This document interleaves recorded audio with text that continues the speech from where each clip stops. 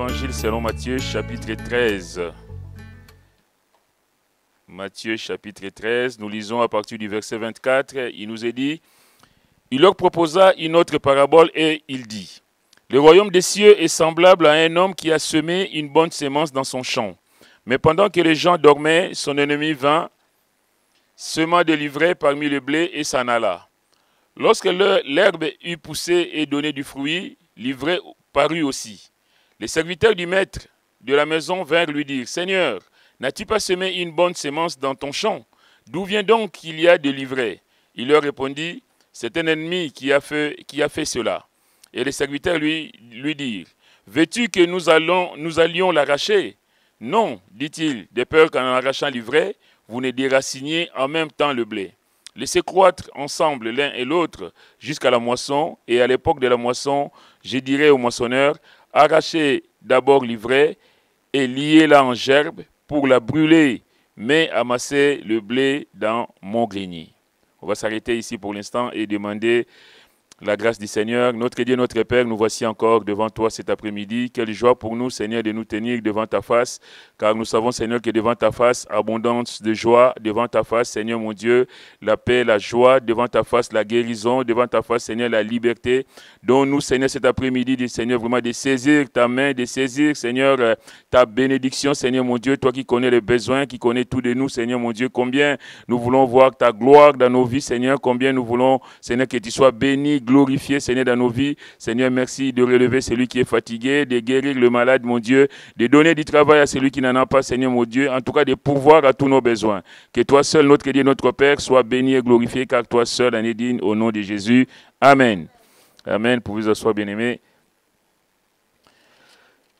Avant d'arriver donc à cette parabole de l'ivraie, le Seigneur a parlé de la parabole du semeur où il va raconter comment est-ce que nous saisissons la parole, sa parole.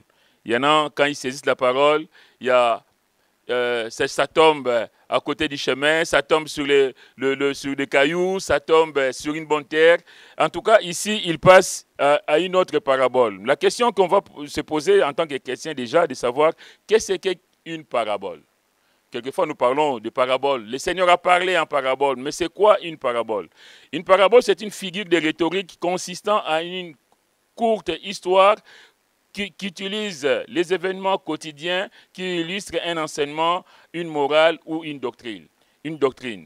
Le Seigneur a beaucoup utilisé les paraboles pour s'adresser à ses disciples et chacune d'elles a un enseignement bien précis pour la vie de l'Église, en tout cas pour la vie de tout chacun de nous. Donc, cette courte histoire, un court récit, ce n'est pas une fable, ce n'est pas une allégorie, mais c'est l'illustration des événements de la vie quotidienne que le Seigneur utilise pour illustrer son enseignement. Le Seigneur ici donc fait une différence entre les peuples et ceux qui écoutent et reçoivent la parole. La parabole, c'est pourquoi il parle en parabole. Il y a ceux qui vont écouter la parabole, ils vont écouter donc la parole du Seigneur, qui vont dire, bon, il a parlé, et il y a ceux qui vont l'écouter et qui vont la recevoir pour la garder et la mettre en pratique. Il y a une différence entre ceux qui écoutent et ceux qui vont écouter pour saisir la pensée du Seigneur, pour saisir, Seigneur, qu'est-ce que tu veux me dire au travers de ton message? Qu'est-ce que tu veux que je retienne de ce que tu m'as donné? C'est comme quand on est à l'école, on est en cours, et il y a des profs qui parlent, il y en a qui sont là parce qu'il faut bien être là, et puis il y a d'autres qui sont intéressés, qui disent non, mais je vais recevoir quelque chose. Je ne vais pas partir de sortir de cette salle de classe sans avoir reçu quelque chose. C'est à peu près la même chose quand le Seigneur parle en parabole. Il y a le peuple juif qui a eu tous les oracles, qui a l'Ancien Testament, qui a été enseigné, mais qui écoute aussi, mais qui plus tard va rejeter le Messie. Et bon, après, le Seigneur lui-même est au contrôle de chaque détail de notre vie. Il dit donc, le royaume des cieux est semblable à un homme qui a semé une bonne sémence dans son champ. Une bonne sémence dans son champ. Le Seigneur a en vue le scandale au milieu de son peuple. Le Seigneur a semé une bonne sémence. Le Seigneur a planté de bonnes choses, notamment dans l'Église. Mais qu'est-ce que nous faisons de ce que le Seigneur a donné? Qu'est-ce que le chrétien fait de ce que le Seigneur a donné? De ce que le Seigneur t'a donné? Le Seigneur a envie aussi le péché qui peut, je ne dis pas qui y est, mais qui peut se trouver aussi au milieu de son peuple. C'est ça la difficulté. On pense toujours au diable, à l'ennemi qui est en dehors, mais quelquefois l'ennemi est même au-dedans. Quelquefois l'ennemi est même au-dedans. Il y a des gens qui sont même présents à l'église, mais qui en réalité sont là pour autre chose. On peut dire qu'il y a... Récemment, j'ai entendu qu'il y a eu un assassinat, c'était je crois en Somalie, où... quelqu'un qui venait de Londres, il a été élu, il était, je ne sais pas, Premier ministre ou quelque chose comme ça. Et dans son entourage proche, il y avait une espionne. Il a été tué, mais la personne qui l'a tué, c'était une espionne, c'était, comment ils appellent, les Shebab ou quelque chose comme ça, un groupe terroriste qui sévit en Somalie. Donc, ils ont trouvé le moyen de mettre auprès de cet homme quelqu'un à qui il va faire confiance, mais qui finira par les toucher. Bien aimé, nous aussi dans la maison du Seigneur, il peut, des gens qui peuvent paraître spirituels, mais qui en réalité n'ont rien à voir avec le Seigneur. Mais nous devons faire attention. Il y aura des scandales. Dans le monde, il y en a toujours. Dans l'Église, il y a aussi des scandales. Quelquefois, on entend des choses et d'autres. Mais le Seigneur a averti, malheur à celui par qui les scandales arrivent. Il aurait mieux valu pour lui qu'il n'existât pas. C'est terrible, bien-aimé, de détruire la maison du Seigneur, d'être la pièce destructrice de la maison du Seigneur. Quelquefois, je l'ai dit, mais c'est pas ici, ça peut arriver ici, mais ça peut arriver aussi ailleurs. Il y a un don spirituel et puis il y a un autre qui va mettre le contraire. Il y a une sorte de confusion dans la maison du Seigneur. Il y a un message du pasteur qui va aller dans un sens, et puis il y a d'autres qui vont aller dans leur petit groupe. Maintenant qu'il y a des groupes de WhatsApp, de Viber et autres, ils vont contredire le message que le pasteur a donné. Alors que l'homme de Dieu a la vision pour l'Église, le Seigneur lui montre la vision pour l'Église, et il y a au milieu de l'Église des gens qui vont s'élever pour contrecarrer la vision du Seigneur. Mais ces gens-là auront des comptes à rendre. Nous devons savoir que le péché règne et régnera encore en s'accroissant, signe de la fin des temps et du retour de Jésus-Christ. Mais combien nous devons être vigilants. Si le Seigneur parle ici de cette parabole de l'ivraie, bien-aimé, c'est pour que nous puissions aussi en tirer des leçons. La leçon principale, ce n'est pas simplement qu'il peut y avoir au milieu du peuple de Dieu, du royaume des cieux, de mauvaises sémences. Mais là, il y a plusieurs leçons à en tirer, notamment, enfin, le premier, c'est même si les apparences peuvent quelquefois faire douter de la présence de Dieu. Tout à l'heure, le frère dirigeait, il disait que nous voulons voir ta gloire. Peut-être que tu es là, tu es sans travail. Peut-être que tu es là, tu as des problèmes personnels. Mais les problèmes, je veux dire, qui n'en a pas? Qui n'en a pas? Qui n'a pas besoin de voir la gloire de Dieu dans sa vie? Vous savez, dans la vie, quand tu règles un problème, il y a un autre qui surgit.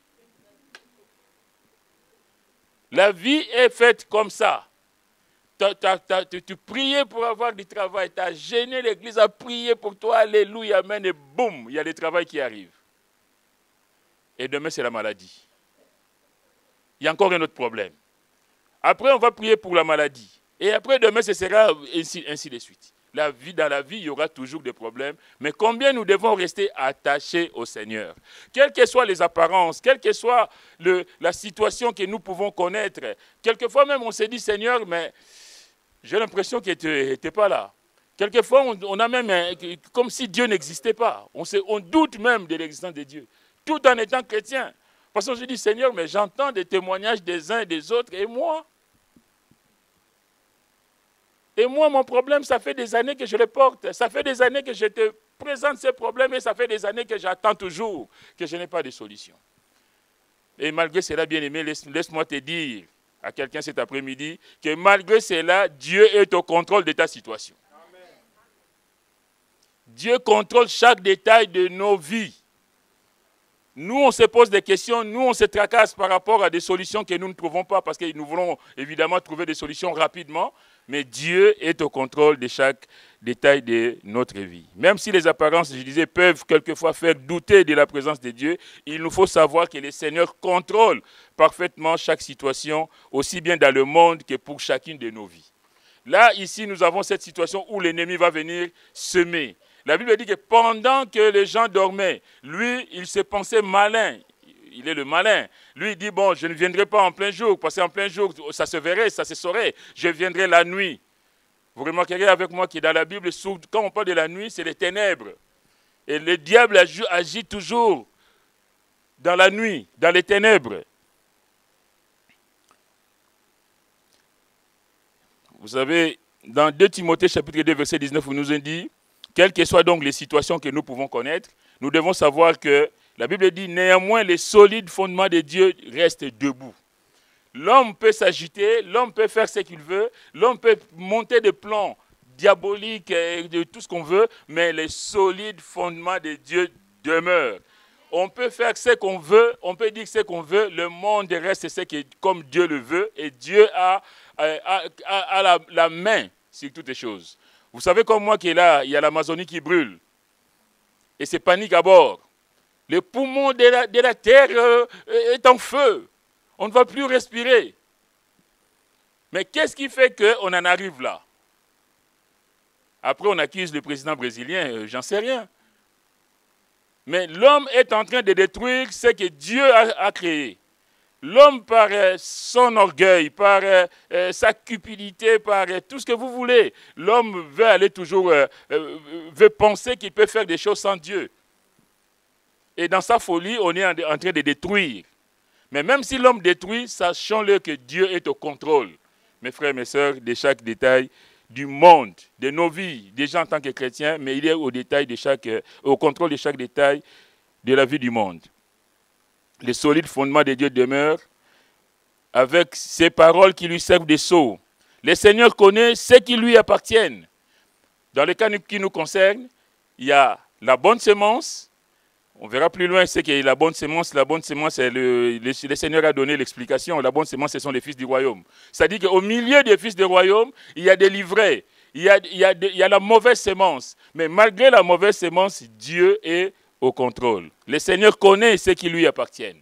Et la Bible dit que quiconque prononce le nom du Seigneur qui s'éloigne de l'iniquité. On ne se mélange pas avec quelqu'un qui n'est pas comme nous. C'est-à-dire qu'il peut arriver dans des circonstances particulières qu'on soit avec des inconvertis ou avec tant d'autres personnes, on le dit toujours, parce que pour que ces inconvertis viennent au Seigneur, il faut bien que quelqu'un leur partage la parole. Mais dès qu'on a compris que le milieu où on se trouve, ce n'est pas un milieu propice pour toi en tant qu'enfant de Dieu, ben, tu ne restes pas dans ce milieu-là. Dès que tu trouves que la conversation qui est tenue à un certain endroit n'est pas convenable par rapport à ta foi, bien aimé, je me retire. Je ne dis pas que bon, moi je vais jouer au spirituel et ils n'ont qu'à parler. Parce que petit à petit, le pasteur disait tout à l'heure, c'est ça, en écoutant une certaine musique, et ça t'entraîne à une certaine réaction. Ça peut engendrer une certaine réaction. En écoutant la même chose tous les jours avec tes collègues, avec tes camarades de classe, de promo, j'en sais rien, et puis tu trouves que c'est normal. Et quand on considère ces choses qui ne sont pas normales sur le plan biblique, et que quand à force de les côtoyer, tu vas considérer que c'est normal. S'il volait, tu vas commencer à voler, tu vas trouver ça normal. Tu vas dire que voler, c'est normal. Tricher, c'est normal. Mentir, c'est normal. Alors que toi, en tant qu'enfant de Dieu, tu sais que tu dois t'éloigner de ces choses-là. Quiconque prononce le nom du Seigneur, qu'il s'éloigne de l'iniquité. Le péché nous environne, le péché nous entoure, mais bien aimés, mais nous devons faire très attention. Est-ce que c'est notre cas? Est-ce que nous qui prononçons le nom du Seigneur, est-ce que nous nous forçons de nous éloigner de l'iniquité? Il est vrai que chacun de nous peut avoir, on le dit souvent, chacun de nous peut commettre des imprudences, peut même tomber dans le péché, dans je ne sais quoi. Mais ce qu'il faut, c'est de se relever, de continuer la marche avec le Seigneur. On ne va pas dire que c'est complexe dans cette situation. J'ai volé une fois et je vais continuer, parce que j'ai volé une fois, je vais continuer de voler. Quand tu as volé une fois et que le Saint-Esprit t'a repris, parce que la Bible nous dit de ne pas attrister le Saint-Esprit de Dieu qui est en nous. Quand j'ai volé une fois parce qu'il m'est arrivé, je ne sais pas quelle folie, d'ailleurs c'est David, je crois, qui dit, Seigneur, tu connais ma folie. Il m'est arrivé peut-être de commettre une folie et je me suis ressaisi, je réalise que ce que j'ai fait, ce n'est pas bon. Ah Seigneur, comment est-ce que j'en suis arrivé là? Seigneur, pardonne-moi. Et puis je vais m'accrocher. Connaissant le Seigneur, les dieux tout-puissants, les dieux miséricordieux, lent à la colère, riche en beauté, riche en miséricorde, riche en amour. Et je vais dire, non Seigneur, c'est vrai que là, j'ai fauté, mais Seigneur, je ne peux pas vivre sans toi. Ma vie ne vaut rien sans Jésus. Ma vie ne vaut rien sans toi, Seigneur. Je ne peux pas dire que voilà, ça y est, c'est fichu pour moi, permettez-moi l'expression, ça y est, voilà, là, comme j'ai trébuché, là, c'est bon, allez. Je continue dans ces choses-là. C'est ça le danger. Le danger, c'est de dire que, bon, ça y est, c'est consommé, bon, c'est mort. Dieu m'abandonne, Dieu me ferme la porte. Non. Si nous confessons nos péchés, il est fidèle et juste pour nous les pardonner. Et le sang de Jésus nous purifie de toute iniquité. Le tout, c'est de se ressaisir, de se repentir, de dire, Seigneur, non. Regarde ce qui m'est arrivé, je ne veux pas continuer sur cette voie. Mais combien d'entre nous, nous trébuchons et nous trouvons un plaisir de continuer dans cette voie. Parce qu'on s'est dit, ah, mais c'était quand même pas mal. Hein. Je vais dire, quelle tristesse.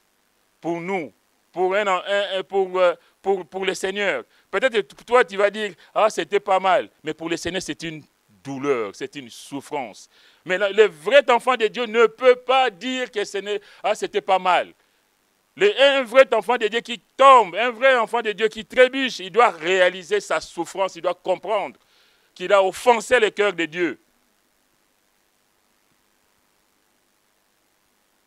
Vous savez ce qu'on appelle les rétrogrades, les gens qui étaient dans l'église, qui ont quitté l'église, parce qu'ils ont trouvé un quelconque plaisir dehors, c'est parce que ces gens-là n'ont jamais donné leur cœur au Seigneur. Moi, je vais être honnête avec vous, je pense que beaucoup quittent l'église, parce que quand les gens viennent à l'église, et qu'à l'église, tout à l'heure le pasteur me faisait rire, il dit, Jean, il n'y aura pas beaucoup de monde cet après-midi pour écouter ton message, parce que je pense que la repentance a fait fuir beaucoup. Le message de ce matin. Mais c'est vrai. On en rigole, mais il y en a qui veulent, quand on est à l'église, qu'on dise « Jésus guérit, alléluia. Jésus sauve, amen. Jésus va te donner une femme, alléluia. » Mais quand on te dit que Jésus veut que tu abandonnes ta vie, ah ben non, pas d'alléluia. Ah Seigneur, non, pas tout sauf ça. Quand tu mènes ta double vie, que tu trompes ta femme, tu trompes ton mari, que tu vis dans le péché le plus abominable, et qu'on te dise, ah non, il faut abandonner cette voie-là. Tu dis, ben non, mais pasteur, bon, toi, avec ton église. Moi, je connais des gens, des proches, qui ont quitté cette église. Parce que tout simplement, leur vie n'est pas en règle avec Dieu. Tout simplement parce que le message qui est enseigné, Dieu nous garde de tout triomphalisme ou de toute fierté. Mais je parle devant Dieu. Mais parce que quand le message c'est un message de repentance, un message où c'est sans intérêt quelconque pour le prédicateur, mais tout est pour que les âmes passent des ténèbres à la lumière et que la personne qui est au milieu de nous, l'ivraie qui est là, qui n'est pas venu pour se donner au Seigneur, qui est venu pour, je ne sais pas, pour passer son temps, pour draguer ou pour faire autre chose, il va dire, bon, mais ma place n'est pas ici. Je préfère aller dans une église où on va danser du début à la fin, où on va crier, et puis on sort de l'église, et on n'a rien reçu. Mais on a dit, ah, c'était formidable, parce qu'on a bien dansé.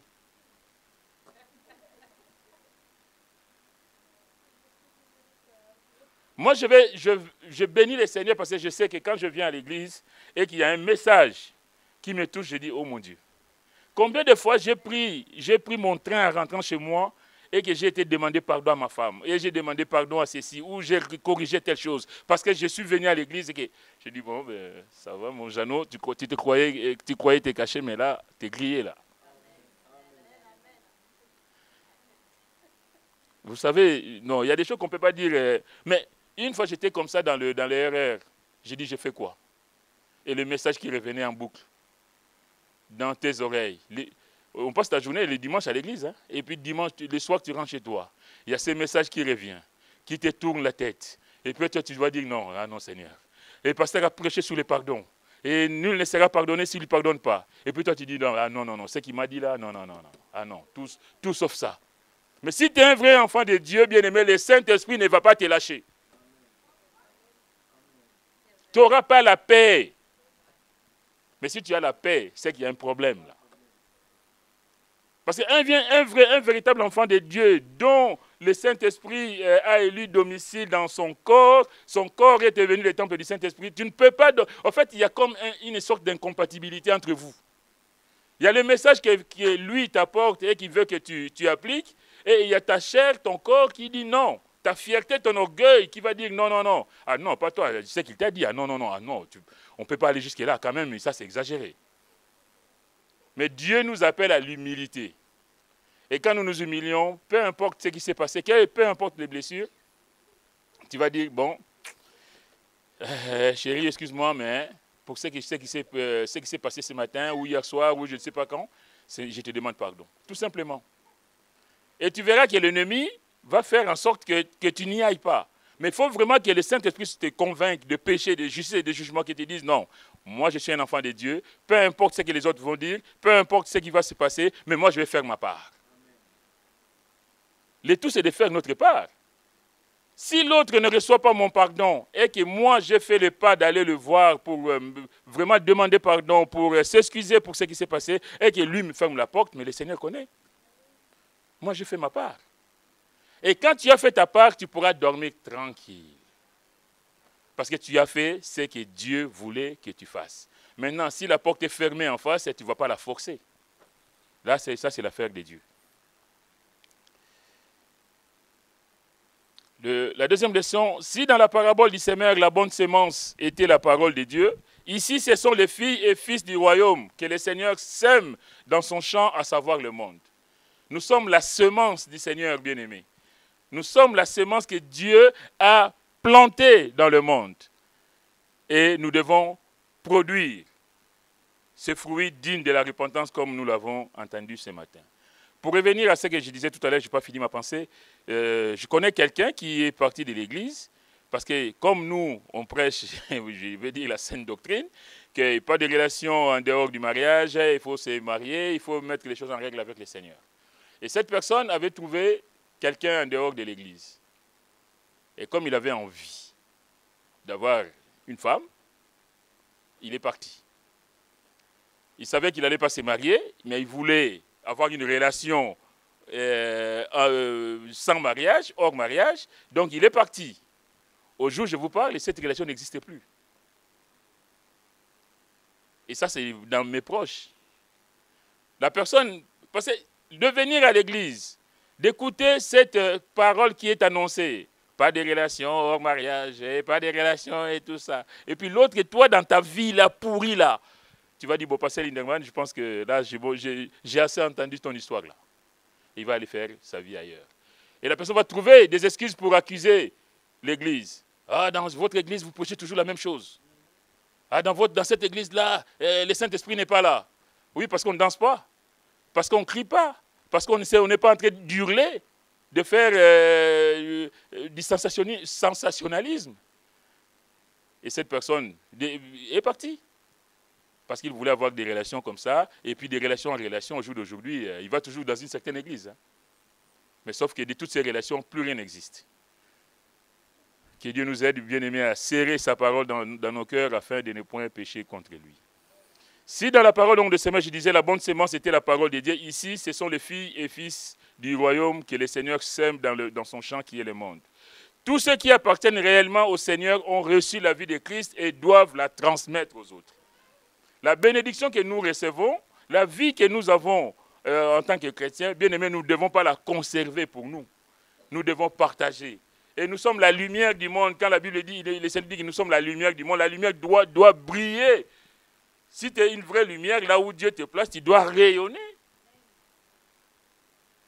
Mais si là où Dieu te place, tu ne rayonnes pas, c'est qu'il y a un problème, c'est que la lumière ne brille pas. Combien nous avons besoin de faire éclater cette lumière du Seigneur autour de nous. Là où Dieu te place, ma soeur, là où Dieu te place, mon frère, tu dois rayonner. sans se jeter des fleurs, combien de fois, moi, il m'est arrivé, les gens me disent, mais tu as quelque chose de spécial, hein? Tu n'es pas comme les autres. Oui, mais quelque chose de spécial, c'est la grâce de Dieu. C'est rien d'autre que... Parce que quand je suis à mon travail, pour parler un peu du travail, quand je suis à mon travail, je trouve des problèmes non réglés d'il y a 3 jours.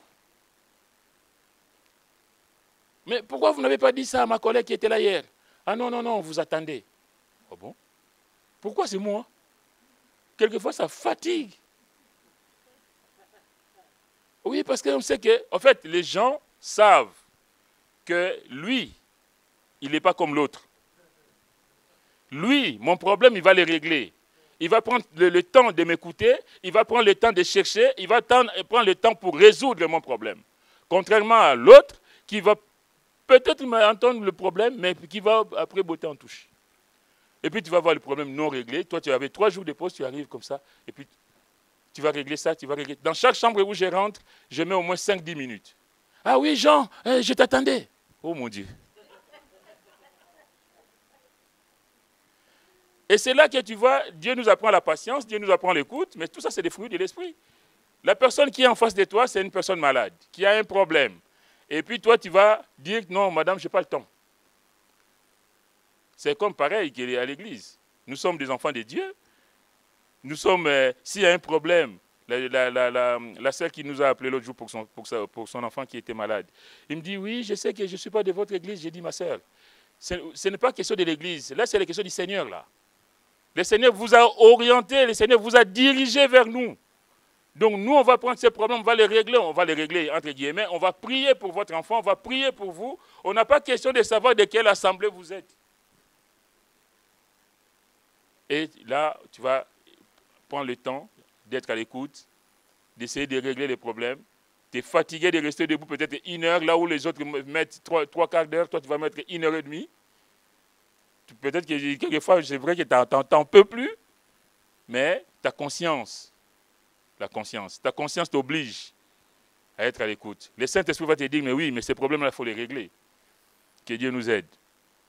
En tout cas, tous ceux qui appartiennent réellement au Seigneur ont reçu la vie de Christ et doivent la partager. Les gens doivent voir en nous que nous sommes différents, que nous apportons quelque chose. Ta présence doit apporter quelque chose là où tu es. Ta présence doit être quelque chose d'extraordinaire. Les gens doivent se dire que oui, quand tu es là, les choses se passent différemment. Mais si toi tu es là et que c'est là que tout le monde se sauve, parce que ton arrivée fait fuir les autres, il y a un problème. On se remet en question. La Bible dit que si quelqu'un n'a pas l'esprit de Christ, il ne lui appartient pas. Si vraiment nous avons l'esprit de Christ à nous, nous allons manifester ce que Jésus était sur cette terre. Nous devons manifester la vie du Seigneur. Galates 5, 24 nous dit, ceux qui sont à Jésus-Christ ont crucifié la chair avec ses passions et ses désirs. Parce que la chair va te conduire à différentes choses, va te dire d'agir en contradiction avec l'esprit. Et la Bible dit, si nous vivons par l'esprit, marchons aussi selon l'esprit. C'est-à-dire que si vraiment l'esprit est en nous, nous ne pouvons pas vivre en contradiction avec l'esprit de Dieu. Un enfant de Dieu doit vivre en harmonie avec le Saint-Esprit. Ça va de soi. Ta vie en tant que chrétien ne peut pas être une vie chaotique, désordonnée, une vie où on ne sait plus si vraiment tu es chrétien ou pas. Non. Ça doit être une vie réglée et une vie, quand on te voit, quand on t'entend, on voit que celui-là, ou celle-là, c'est quelqu'un ou vraiment quelqu'un de différent. J'aime bien ces chants qu'on chante quelquefois. Que ma vie soit une fleur, je l'ai écrit dans mes notes, un parfum pour toi, Seigneur. La vie d'un chrétien doit être cette fleur qui donne un bon parfum. Ce n'est pas simplement de chanter que ma vie soit une fleur, alléluia, un parfum pour toi. Oui, mais ça doit être une réalité pour chacun de nous. Ce matin, on a chanté aussi que ce soit une mélodie. Ah, ça, c'est des mots magnifiques. Que nos vies soient comme des mélodies, quelque chose un beau chant. Merci pour les amen. Pendant que les gens... troisième point. Pendant que les gens dormaient, son ennemi vint, sema des livrets parmi les blés et s'en alla. Le Seigneur a sémé la bonne sémence et l'ennemi est venu pour gâcher la fête, disons ça comme ça. Pendant la nuit, pendant que les gens dormaient, son ennemi vint, sema des livrets parmi les blés et s'en alla. Tout enfant de Dieu a besoin d'être vigilant spirituellement. Nous avons besoin d'être éveillés spirituellement. Parce que c'est quand, je parlais tout à l'heure de trébucher, comme pourquoi est-ce qu'on trébuche? C'est parce qu'on n'a pas veillé. Parce qu'on n'était pas attentif. On ne faisait pas attention. On était en train de penser à telle chose et puis boum, on trébuche. Et là, c'est dit, ah non, mais j'aurais pas dû penser à telle chose. Je vais essayer d'organiser ma marche pour ne plus retomber. Tout enfant de Dieu donc doit être vigilant spirituellement. Nous avons besoin de fermeté dans notre foi. Une foi ferme, inébranlable. Ce n'est pas parce qu'aujourd'hui on va te raconter une chose et demain une autre, et puis toi tu sais plus où aller, tu vas prendre n'importe quoi. Bien aimé, nous devons avoir cette foi ferme, inébranlable dans le Seigneur. Moi, je sais en qui j'ai cru, je crois en Jésus, je sais qu'il est capable de me délivrer de cette situation. Il est capable d'agir pour moi, quel que soit le temps qui passe. Cette semaine, j'ai médité l'histoire de Joseph, mais j'ai pris vraiment le temps, mais j'ai pris un réel plaisir de voir la vie de cet homme, mais comment est-ce que Dieu peut se glorifier dans nos vies. Et là, tu te dis, mais moi, mes petits bobos là, mes petits problèmes, ce ne sont pas des problèmes. Quand on considère Joseph là, qui est gentil avec ses frères, qui vient le voir, parce que le père l'a envoyé, c'est un peu l'image, le parallèle avec Jésus, hein, le père l'a envoyé et puis il est rejeté par ses propres frères. Et puis ils vont le jeter dans la citerne, et puis ils vont le vendre, et puis la femme de Potiphar, et en prison, et oublié en prison, et puis il va se retrouver gouverneur de l'Égypte. Extraordinaire. J'ai dit, Seigneur, quand le Seigneur a un plan pour toi, mes frères, mes sœurs, le plan du Seigneur se réalisera tôt ou tard. Amen. Ce qui est impressionnant, c'est que je lisais que ses frères, quand ils le retrouvent, combien d'années plus tard, parce qu'ils ne l'ont même pas reconnu, lui il les a reconnus, mais eux ne l'ont pas reconnu, parce que c'est un jeune homme qu'ils avaient vendu. Et là, c'est le gouverneur de l'Égypte, deuxième personnalité après Pharaon. Combien d'années se sont écoulées? Et là, Joseph va les reconnaître. Quand il va se présenter à eux, et même avant qu'il se présente, ses frères commencent à dire, aïe, aïe, aïe, ça c'est le crime qu'on a commis contre notre frère. Ah, on entendait son âme nous supplier et tout ça. Le péché bien-aimé, tant que ce n'est pas confessé, ne crois pas que tu vas dormir en paix. Je le disais tout à l'heure. Ne crois pas que tu auras, même si ça fait 30 ans, 40 ans, ta conscience va brûler. Et on voit les frères de Joseph qui sont là, qui sont en train, Joseph les entend parler, qui sont en train de dire, ça c'est sûrement la colère de Dieu qui retombe sur nous par rapport à ce que nous avons fait. Je l'ai dit dans un des messages il y a longtemps, personne n'ira au ciel par hasard. Personne n'ira au ciel par hasard. On peut faire semblant, on peut mentir aux hommes. Tant qu'il n'y a pas eu cette réelle repentance dans nos cœurs, dans nos vies, de reconnaître qu'on a fauté, de reconnaître que ce que j'ai fait, ce n'est pas bien, et que vraiment de revenir au pied du Seigneur bien-aimé, on a beau cacher nos péchés, on a beau cacher nos forfaits, mais un jour, ça va nous rattraper. Revenons, on aura peut-être l'occasion de parler de Joseph une autre fois, mais là, ça m'a vraiment, ça te dit, mais extraordinaire, quoi, comment Dieu peut faire les choses. Tout enfant de Dieu donc doit veiller. Nous avons besoin de fermeté dans notre foi. On va prendre dans Éphésiens chapitre 5.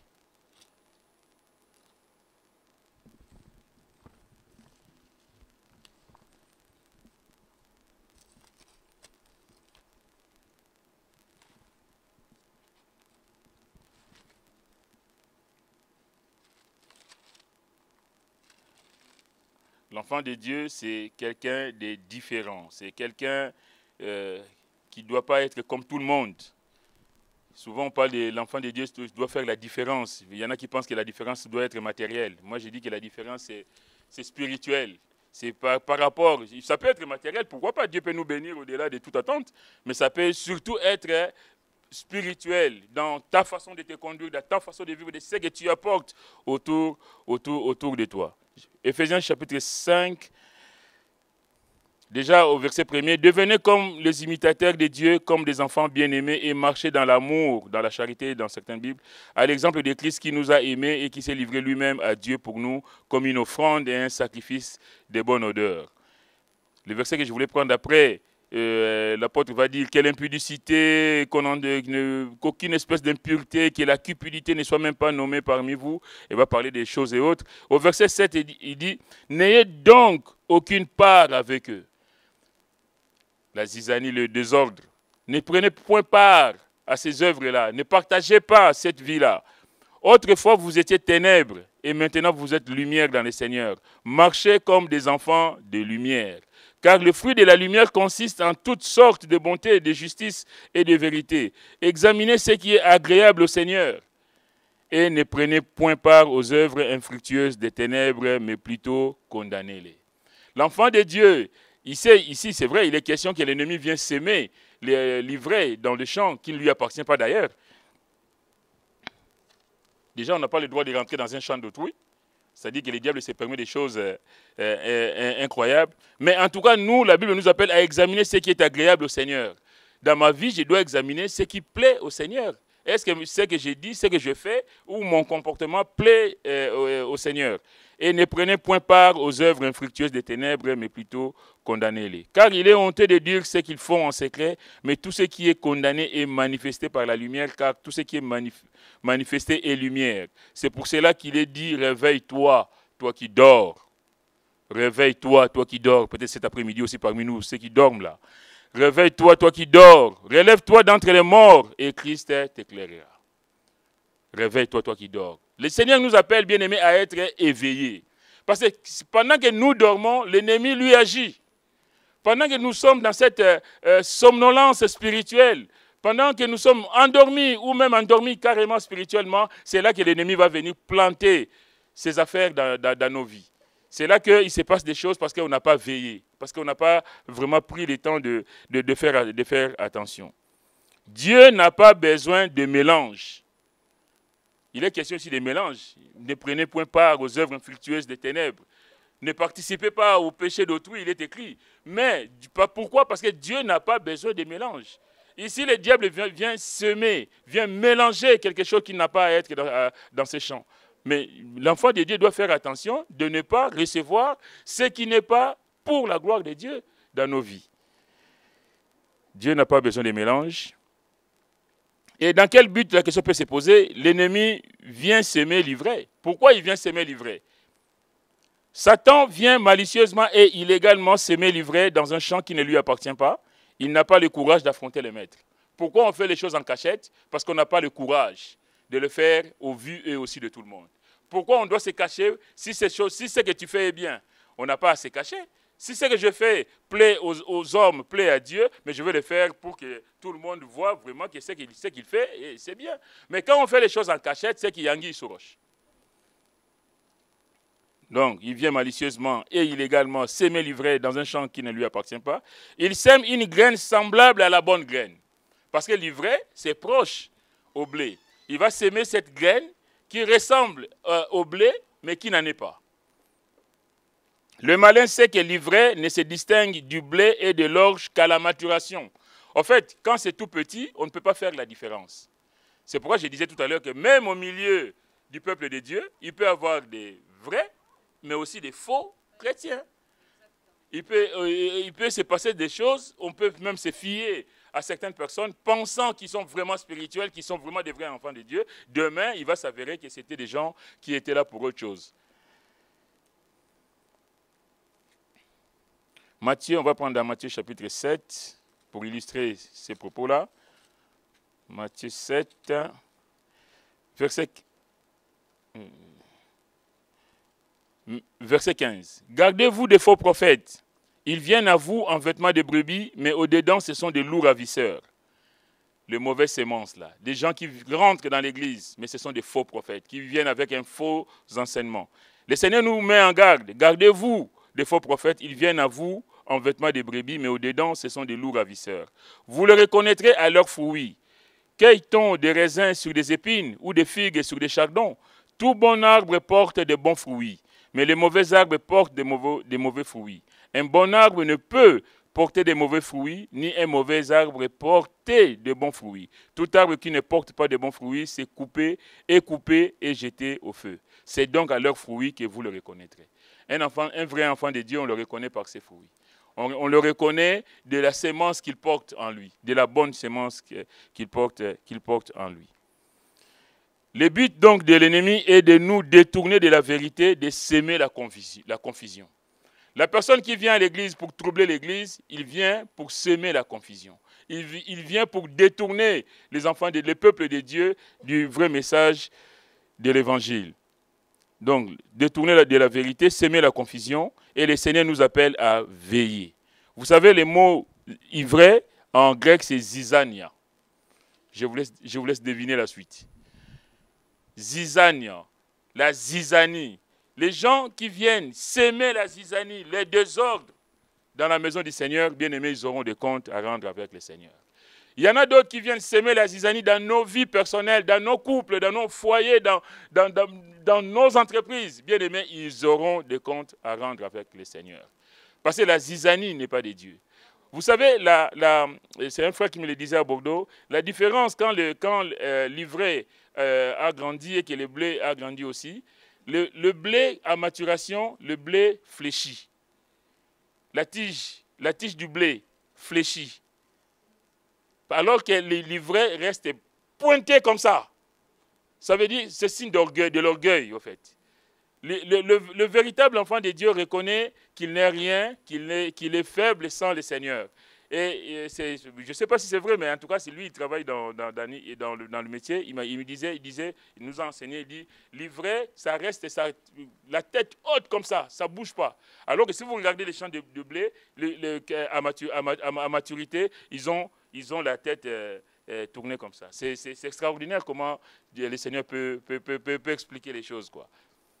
L'homme, dans son orgueil, va chercher à se faire valoir, à croire qu'il vaut quelque chose, alors que la Bible nous dit que l'humilité précède la gloire.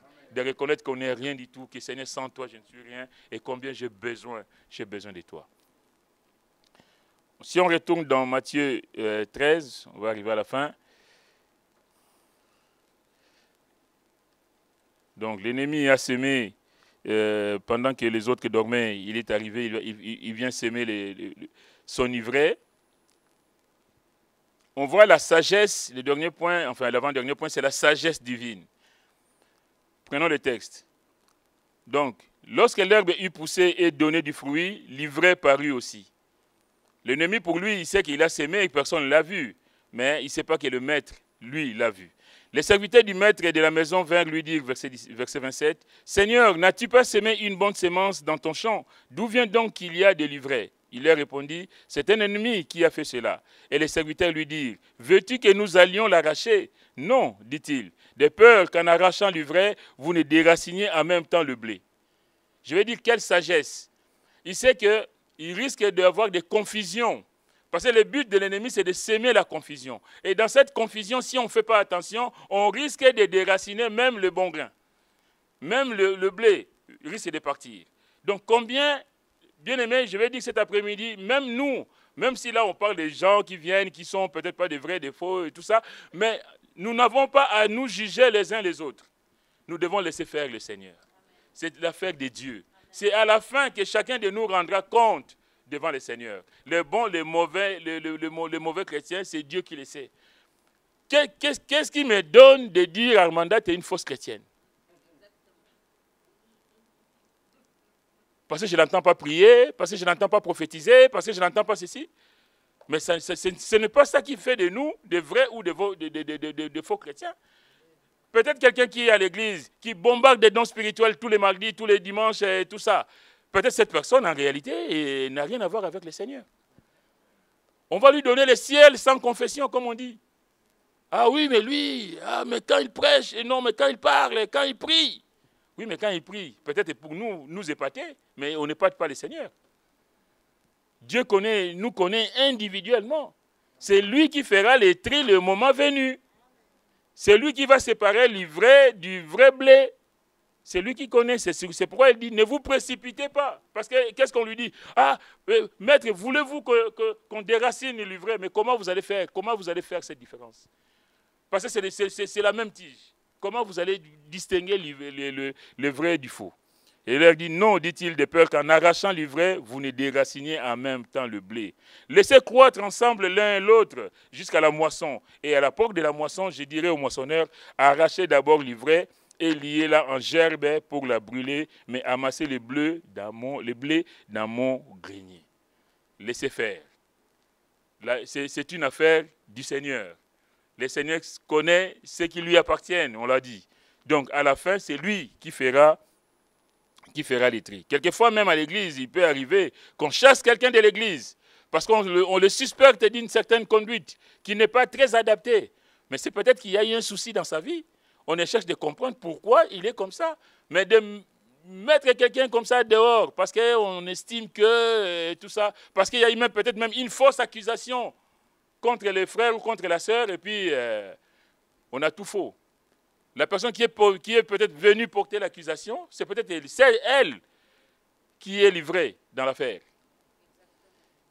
Que Dieu nous donne la sagesse, mes frères, mes sœurs, de ne pas nous précipiter à juger, de ne pas nous précipiter à jeter de la pierre sur qui que ce soit. Le diable fera toujours que les hypocrites, les faux chrétiens et j'en passe, soient dans l'église, mais c'est Dieu qui fera les tri dans sa sagesse. Et ce n'est pas à nous de le faire.